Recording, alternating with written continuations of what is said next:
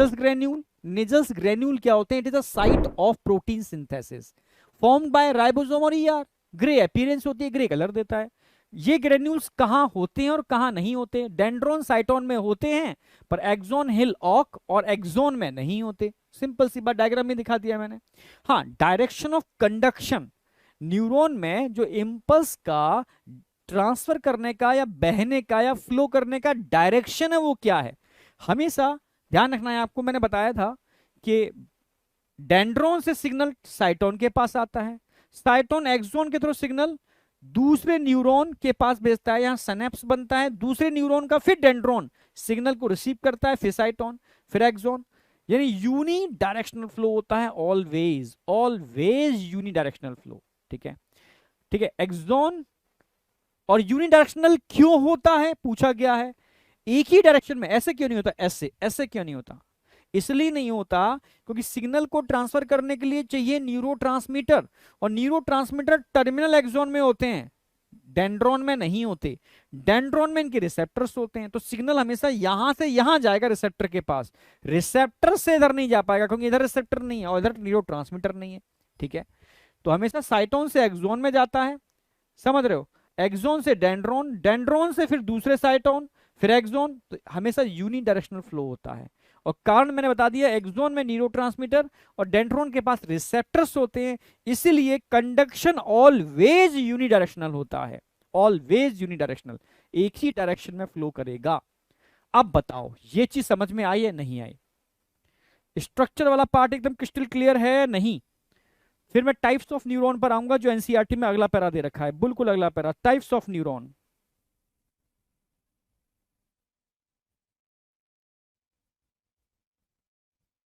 पूरा बायो मैं हार्डली 18 या 19 तक कवर कर दूंगा, 20 मान लो, 20 तक कर दूंगा, क्योंकि लास्ट टाइम मुझे और भी चीजें करानी है आपको। ठीक है, अभी एसर्शन रीजन की प्रैक्टिस करानी है मुझे, आप समझना। एसर्शन रीजन की प्रैक्टिस के लिए मैं एक सेशन लेकर के आ रहा हूं, इधर मुझे स्टेटमेंट की प्रैक्टिस भी करानी है, इधर मुझे एनसीईआरटी डायग्राम बेस्ड की भी प्रैक्टिस करानी है, लास्ट में फुल लेंथ की प्रैक्टिस भी करानी है। समझ रहे? एक बार रिवाइज कराने के बाद मैं प्रैक्टिस पर आ जाऊंगा, प्रैक्टिस सेशन तो मैं अभी स्टार्ट कर देंगे हम लोग। ठीक है, प्रैक्टिस सेशन पूरा प्रॉपर अभी स्टार्ट कर देंगे। आप मतलब आप बस लगे रहो, नीट को टारगेट बनाते हैं। ठीक है, हो जाएगा करेक्ट। ठीक है, समझ रहे हो? हाँ, बायो हम 20 तक करा देंगे, जो मैंने प्लानिंग की है उसके हिसाब से 20 तक मैं बायो करा रहा हूँ, और साथ में कुछ प्रैक्टिस सेशन स्टार्ट कर दे रहा हूँ एसर्शन रीजन के और स्टेटमेंट के, और लास्ट टाइम पर मैं फुल लेंथ पर बहुत जोर दूंगा। ठीक है, एक तो आप टेस्ट दे ही रहे हो, आप ये दो। ठीक है, और जो लोग पटना में बच्चे हैं इस समय, ठीक है, वो पटना सेंटर पर आके टेस्ट दें, बहुत बढ़िया होगा, आपको नीट का फील आएगा। बच्चों ने इस बार सेंटर पर आकर के बिल्कुल वो फील लिया है, वो ओएमआर शीट, वही बैठना, दो लोग इधर, बैग सारे रख देना, बिल्कुल वही फील। और ठीक है, और वही हम कोशिश करेंगे कि ऑनलाइन ऑफलाइन सारे टेस्ट आप 2 से 5 के बीच में दो, जिससे कि आप टाइम को भी फील कर पाओ। ठीक है, तो ये प्रैक्टिस आप कंटिन्यू अभी करो, ये चलती रहेगी आपकी, पर क्वेश्चन प्रैक्टिस, ठीक है, कुछ नीट रेप्लिका हम भी कराएंगे। ठीक है, अलग से प्रैक्टिस भी कराएंगे, मतलब मल्टीपल टाइम प्रैक्टिस कराना चाह रहे हैं, जिससे कि एकदम परफेक्शन आ जाए आपके अंदर। पर शर्त है, शर्त है, ये चीजें तभी फायदा करेंगी जब आप अपनी गलतियों को एनालिसिस करोगे। अगर गलतियों को एनालिसिस नहीं करते, आप बार बार वही चीज रिपीट कर रहे हो, वही चीज रिपीट कर रहे हो, no improvement, no selection, possible ही नहीं है। मतलब कुछ भी हो जाए, मतलब अगर आपने गलती की और थोड़ा आपने सोचा उसके बारे में, यार ये गलती हुई थी, ये फॉल्ट हुआ था, अगली बार मैं कोशिश करूंगा कि ये फॉल्ट ना हो, बस इतना ही है, बस कोशिश कर लो कि ये फॉल्ट ना हो। ठीक है, तो नो डाउट एक स्टेप आगे बढ़ जाओगे। ठीक है, फिर अगली बार कोशिश करो कि ये फॉल्ट ना हो, तो एक स्टेप आगे और बढ़ जाओगे। तो अगर आपको मार्क्स के वही 700 के आसपास मार्क्स लेने हैं, वहां तक पहुंचना है, तो अपनी गलतियों को पकड़ना पड़ेगा, समझना पड़ेगा, और अगली बार कोशिश करनी होगी, यानी अगले टेस्ट में वो रिपीट ना हो, बस इतना करना है। ठीक है, फिर भी रिपीट नो डाउट एकदम में नहीं होंगी, फिर भी रिपीट होती है तो पॉइंट आउट करो, लिखो यार ये रिपीट हुई थी, ये गलती थी, अगली बार रिपीट नहीं करेंगे। फिर देखो रिपीट हुई हुई तो फिर कोशिश करो, यार कोशिश करो कि यार वो मिस्टेक्स रिपीट ना हो। और ये मिस्टेक्स तभी पकड़ पाओगे जब आप टेस्ट देने के बाद उसकी एनालिसिस करोगे, यार मेरे मार्क्स यहाँ होने चाहिए थे पर यहाँ नहीं है, यहाँ पर है। बस इतना फोकस करते रहो, मैं सच कह रहा हूँ, हो जाएगा। मैं पहले ही बोल दे रहा हूँ, जो बच्चे एनसीईआरटी नहीं पढ़ते, मेरे साथ पढ़ लें, इतना भी चल जाएगा, खुद नहीं पढ़ रहे हो या ऐसे पढ़ लो, ठीक है। जो बच्चे खाली नोट्स पढ़ने में लगे हुए हैं, only notes notes, no question practice, उन्हें हमें सब आता है, नहीं होगा सिलेक्शन, पक्की बात है, ठीक है, कुछ भी कर लो नहीं होगा। जो बच्चे एकदम फोकस्ड हैं, ठीक है, कि सर मैं अपनी गलतियों को एनालिसिस करूंगा, ठीक है, वो तभी कर पाऊंगा जब मैं नीट की तरह एग्जाम दूंगा। उसके लिए हमने बहुत सारे पैटर्न बना ही दिए हैं बेटा, ऑफलाइन भी करा रहे हैं, ऑनलाइन भी करा रहे हैं, क्योंकि हर बच्चा पटना तक नहीं पहुंचेगा, ठीक है, ऑनलाइन भी करा रहे हैं। अभी जो वन शॉट चल रहे हैं इनके बीच में भी हम बहुत सारे सेशन लेकर के आ रहे हैं, ठीक है। और वन शॉट खत्म हो जाने के बाद हम प्रॉपर ड्यूरेशन मिल रहा है 10-15 दिन का, उसमें डट के हम अलग तरीके की प्रैक्टिस कराएंगे, मतलब नीट तक मल्टीपल टाइम चीजें करा देंगे, जो कि और लास्ट में मैराथन तो कराएंगे ही हम, ठीक है, ठीक है, मैराथन भी कराएंगे, पूरा एक बार फिर से रिवीजन करा देंगे। अब सोचो इतना यार हम कराने को तैयार हैं, तो आप अपना कॉन्फिडेंस लेवल थोड़ा मेंटेन रखो यार, हम करेंगे सर, आपके साथ हैं, ठीक है।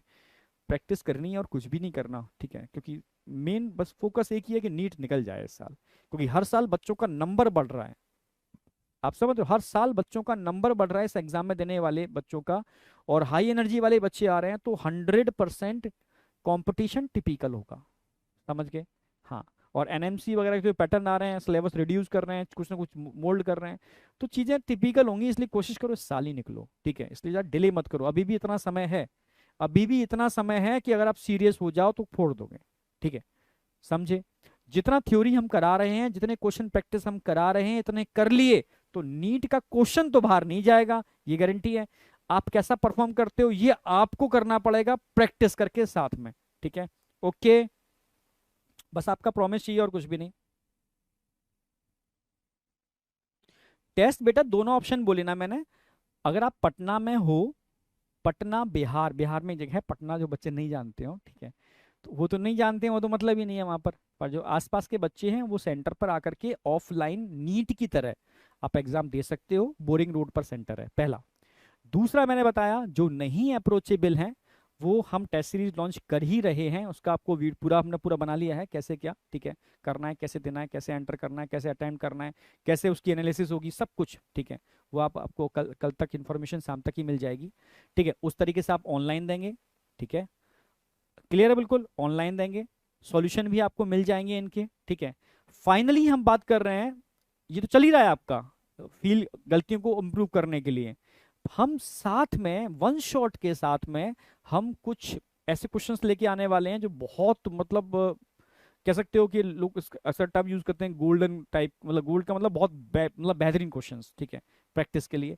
साथ में एआर मतलब असेसन रीजन स्टेटमेंट वो हम कराएंगे ही, और लास्ट में हम कुछ पेपर्स सॉल्व कराएंगे आपके लास्ट में लगातार, जिससे कि आपकी परफॉर्मेंस और बेटर हो जाए। तो जब मैं हम पेपर स्टार्ट करें, ठीक है, 15-20-22 के आसपास, उससे पहले पहले आप अपनी गलतियों को इंप्रूव कर लो, क्योंकि पेपर जब स्टार्ट करेंगे, क्योंकि कई काम करने हैं आपको, एक तो गलतियों को पहचानना है, उस पर काम करना है, फिर स्पीड भी बढ़ानी है, स्पीड क्वेश्चन करने की स्पीड वो तब बढ़ेगी, यानी इन दिनों, इन 20-22 दिनों के अंदर कोर्स खत्म करो, साथ में क्वेश्चन प्रैक्टिस करो, अपनी गलतियों को इंप्रूव करो, लास्ट टाइम पर जो हम प्रैक्टिस कराएंगे उसके अंदर आपको सिर्फ स्पीड पर काम करना है, हमारे साथ साथ स्पीड मेंटेन रखनी है, हम भी बहुत फास्ट लेके चलेंगे, आपको फास्ट सॉल्व करने हैं, ठीक है, वो स्पीड मेंटेन करने के लिए तो कई चीजों पे काम करना होता है, ठीक है, समझ में आ गया, स्पीड पे भी करना है, एक्यूरेसी पे भी करना है, कॉन्सेप्ट पे भी करना है, रिवीजन पे भी करना है, गलतियां जो हो रही हैं उनको इंप्रूव भी करना है। जब सारे समीकरण एक साथ मिल जाते हैं, सिलेक्शन अपने आप हो जाता है। कोई समझ रहे हो, कोई धुरंधर या वो तो खांची टाइप नहीं होते बच्चे, सिंपल बच्चे हैं, सिंपल पढ़ रहे हैं। लास्ट ईयर उनके मार्क्स कम आ रहे थे, 300 ही आ रहे थे, इस साल सिलेक्शन हो गया उनका, डिपेंड करता है ना, 200 मार्क्स वाले का जो लास्ट ईयर आ रहा था उस साल उसको सिलेक्शन दे दिया, 600 प्लस दे दिए। तो डिपेंड करता है आपकी स्ट्रेटेजी क्या है, आप सही डायरेक्शन में पढ़ रहे हो नहीं पढ़ रहे हो, ये डिसाइड करता है आपका सिलेक्शन। समझ रहे हो, खाली पढ़ने से नहीं होता, मेहनत तो मजदूर भी कर रहा है बेचारा, ठीक है, पर सही डायरेक्शन में अगर उसने कर ली होती तो आज वो इतनी मेहनत नहीं कर रहा होता। समझ रहे हो, डायरेक्शन सही है, ये डिपेंड करता है, ठीक है।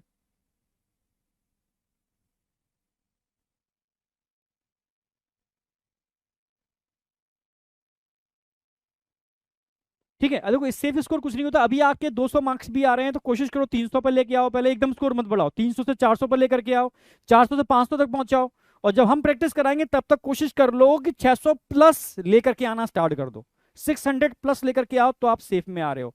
वो 620, 630, 640, 620, 630, 640, 600+ को मेंटेन रख लो थोड़ा सा, आप 2 4 5 टेस्टों के अंदर, और तुरंत नीट दे दो, 600+ निकल जाएंगे आपके, निकल जाओगे। ठीक है, मैं पहले ही बोल दे रहा हूं, 200 पर हो तो 300 टारगेट बनाओ, 300 हो 400 टारगेट बनाओ, अगला धीरे धीरे टारगेट बढ़ाओ, एकदम टारगेट नहीं बढ़ेगा। और जैसे ही आपका 600+ आ रहा है तो उसको मेंटेन रखो, नीचे मत जाने दो, और ऊपर बढ़ा सकते हो उतना ऊपर बढ़ाओ। ठीक है, आपको मतलब एक जो लाइन है वो 600+ की लाइन है आपकी, वहां तक पहुंचना है, फिर उसको मेंटेन रखना है आपको, ऊपर कितना भी लेके जाओ बहुत बेहतर रहेगा। ठीक है, चलो अब लास्ट में एनसीईआरटी का एक पैरा और दे रखा है जिसमें टाइप्स ऑफ न्यूरॉन की बात की है उन्होंने, टाइप्स ऑफ न्यूरॉन। ठीक है, ठीक है, तो यहां तक तो उन्होंने दे दिया न्यूरोट्रांसमीटर तक, स्ट्रक्चर की बात कर दी है, सिनेप्टिक नोब मैंने बता दिए, और इन सिनेप्टिक नोब में न्यूरोट्रांसमीटर फिल होते हैं, ये मैंने बता दिया। ठीक है, अब टाइप्स ऑफ न्यूरॉन की अगर बात करूं तो मल्टीपोलर भी होते हैं, बाइपोलर भी होते हैं, यूनिपोलर भी होते हैं, माइलिनेटेड भी होते हैं, और नॉन माइलिनेटेड भी होते हैं। ठीक है, समझ रहे हो, नोट्स ऑफ रेनबियर में बता चुका हूं। और unmyelinated nerve fibre is enclosed by a Schwann cell, समझाता हूं इसको मैं। ठीक है, अब पहले टाइप्स ऑफ न्यूरॉन देख लो। एपोलर, एपोलर का मतलब है जिसके अंदर ना डेंड्रॉन होते हैं ना एक्सॉन होते हैं, दोनों ही एब्सेंट होते हैं, हाइड्रा में मिलते हैं, सबसे simple types of neuron. Unipolar, unipolar का मतलब है सिर्फ सिंगल एक्सॉन है, डेंड्रॉन नहीं है, सिंगल एक्सॉन है, डेंड्रॉन नहीं है, समझ रहे हो। हाँ, सिंगल एक्सॉन है, डेंड्रॉन नहीं है। अर्ली एम्ब्रियोनिक स्टेज में, जब एम्ब्रियो बन रहा होता है तब ऐसे न्यूरॉन देखने को मिल जाते हैं, अर्ली एम्ब्रियोनिक स्टेज में, अर्ली एम्ब्रियोनिक स्टेज में ऐसे न्यूरॉन देखने को मिल जाते हैं, इसको यूनिपोलर बोलते हैं। बाइपोलर, बाइपोलर का मतलब है एक डेंड्रॉन है और एक एक्सॉन है, एक डेंड्रॉन है और एक एक्सॉन है। ठीक है, एक डेंड्रॉन है और एक एक्सॉन है, समझ रहे हो। हाँ बेटा, एक डेंड्रॉन है एक एक्सॉन है, ये बाइपोलर है। कहां देखने को मिलते हैं, अब आइज तो मैं नहीं पढ़ाऊंगा आपको, सिलेबस में नहीं है, पर रेटिना ऑफ आइज में हम दिखाते हैं, और ऑल्फैक्टरी एपिथेलियम ऑफ नोज में भी दिखाते हैं। मल्टीपोलर जो नॉर्मल स्ट्रक्चर मैंने आपको अभी बताया, जिसमें काफी डेंड्रॉन होते हैं 6 से 8 तक, और एक एक्सॉन होता है, ये सेंट्रल नर्वस सिस्टम में देखने को मिलते हैं मल्टीपोलर। हाँ, एक सूडो यूनिपोलर और होते हैं, आपकी स्पाइनल कॉर्ड, अगर एनसीईआरटी है पुरानी वाली तो उसमें स्पाइनल कॉर्ड का डायग्राम दे रखा है, dorsal root ganglia of spinal cord, spinal cord के डोर्सल साइड में गैंग्लिया होते हैं, न्यूरॉन के गुच्छे, डोर्सल साइड में, dorsal root ganglia of spinal cord में आपके गुच्छे देखने को मिलेंगे न्यूरॉन के, उनमें आपको सूडो यूनिपोलर न्यूरॉन देखने को मिल जाते हैं। सूडो मतलब फॉल्स, पर सेंसरी नेचर के होते हैं, क्योंकि ये स्किन से सिग्नल को सेंट्रल नर्वस सिस्टम के पास लेकर के आ रहे हैं। इसमें एक ब्रांच डेंड्रोन की तरह बिहेव करती है तो एक ब्रांच एक्सॉन की तरह बिहेव करती है। क्यों? इनके पास रिसेप्टर हैं सिग्नल को रिसीव करने के लिए, इनके पास न्यूरोट्रांसमीटर हैं सिग्नल को सेंट्रल नर्वस सिस्टम में ट्रांसफर करने के लिए, इसीलिए इसको सूडो यूनिपोलर बोलते हैं। देखने में लग रहा है यूनिपोलर, पर बिहेव अजीब सा कर रहा है, सेंसरी नेचर का है। ठीक है, सिग्नल हमेशा ध्यान रखना, ये डेंड्रोन की तरह बिहेव कर रहे हैं, यहां सिग्नल ला रहे हैं, ये एक्सोन की तरह बिहेव कर रहे हैं, सिग्नल को लेके जा रहे हैं, फाइनली सिग्नल टोटल सीएनएस की तरफ आ रहा है, तो सेंसरी नेचर के होते हैं सूडो यूनिपोलर। कहां होते हैं? Dorsal root ganglia of spinal cord, spinal cord की डोर्सल रूट गैंग्लिया गुच्छों में होते हैं ये। आप बताओ टाइप्स ऑफ न्यूरॉन क्लियर या नहीं? यहां तक कोई डाउट है बेटा?